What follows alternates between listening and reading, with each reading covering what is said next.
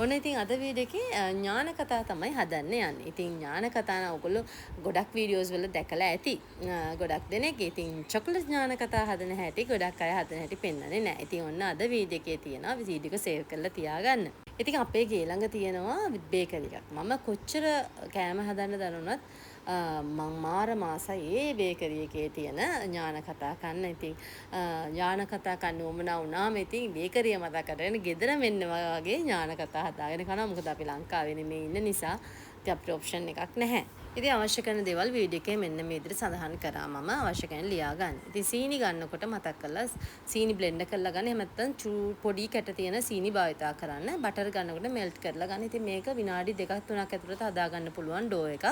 ඉතින් සීනි ටික මුලින්ම වාජනයට එකතු කරගෙන ඒකට දිය කරගත්ත බටර් එකතු කරගෙන චුටක් කලවම් කරලා බිත්තරේ එකතු කරගන්න. එතකොට හොඳට මේක දිය වෙනවා විනාඩියක් විතර යනකොට. ඒකට එකතු කරගන්නවා ඊට පස්සේ පාන් පිටි ටික, බේකින් පවුඩර්, ඒ වගේම වැනිලා එකතු කරලා මේක හොඳින් අතින් තමයි අනා ගන්න ඕනේ. බීට් එකක් යූස් කරන්න ඕනේ නැහැ. ඉතින් ওই විදිහට ඩෝ එක අතේ නොඇලෙන ගානනකම් අනා ගන්න ඕනේ. ඉතින් මේක ටිකක් අතේ නොඇලෙන ගානට වගේම පදම එන්නේ නැහැ. ඉතින් ඒ නිසා කිරි හෝ වතුර එකතු කරගනිමින් ඩෝ එකක් විදිහට මේක අනා ගන්න. මෙන්න මේ වගේ පදම ආවට පස්සේ තමයි කිරි වතුර එකතු කරගන්නේ. ඉතින් දැන් මම ඔයාලට පෙන්නන්නම් චොක්ලට් ඥාන කතා හදන විදිය. ඉතින් අර අපි සීනි, බටර්, බිත්තරේ, පාන් පිටි එකතු කරගන්නවා.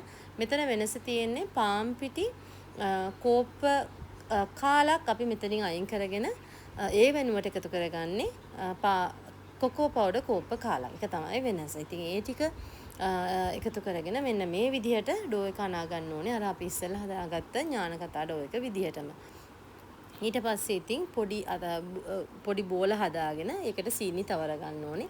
ඊට මුලින්ම බේකින් ට්‍රේ එක ලෑස්ති කරගන්න ඕගොල්ලෝ බේක් කරගන්න. ඉතින් කුඩා බෝල සාදගෙන ඒක හොඳට ස්මූත් කරගන්න වටේ ක්‍රැක්ස් නැති වෙන විදිහට සීනි හොඳට ආලේප කරගන්න එක පැත්තකට. අතින් මේක ස්මූත් කරගත්තට පස්සේ ඊට පස්සේ ඉතින් බේකින් ට්‍රේ එකට දාලා මේක බේක් කරගන්න තමයි තියෙන්නේ. ලුණු එකතු කරන්න ඕනේ අන්සෝල්ටඩ් බටර් ගන්නවා විතරයි. ඔයගොල්ලෝ සෝල්ටඩ් බටර් ගන්නවා ලුණු අවශ්‍ය නැහැ. ඉතින් දැන් බේක් කරගන්න ඕනේ අවසාන වශයෙන් හදාගන්න ටික. මම මෙන්න මේ වගේ ට්‍රේස් 3ක එකතු කරගත්තා. මොකද මට තියෙන පොඩි oven එකක්. එතකොට ඒකේ දාගන්න පුළුවන් විදිහට මෙහෙම එක හදා බේක් කරගත්තා. ඉතින් මුලින්ම 180 උෂ්ණත්වයට oven එක ප්‍රී හීට් කරලා ඒක විනාඩි 25ක් මේ එක ට්‍රේ එක බේක් කර ගන්නවා. ඉතින් අර ලාවට රන්වන් පාට වේගෙන එනකොට ඔයගලන්ට පුළුවන් මේක බලන්න. ඉතින් මේ විදිහට තමයි ඥාන කතා හදාගත්තේ. මේක හොඳට එයා ටයිට් කන්ටේනර් එකට දාලා ඕන තරම් කාලයක් තියාගන්න පුළුවන්. මාරම රසයි.